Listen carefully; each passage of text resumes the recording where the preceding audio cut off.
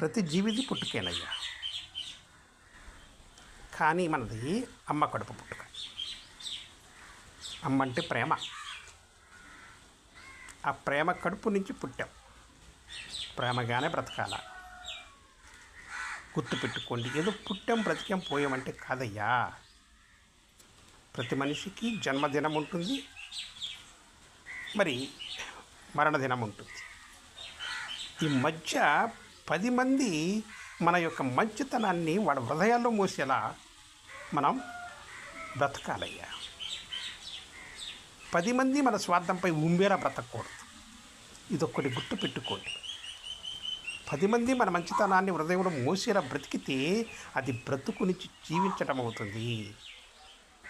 మన తలపు అనేది ఇక్కడ సజీవంగా ఉంటుంది.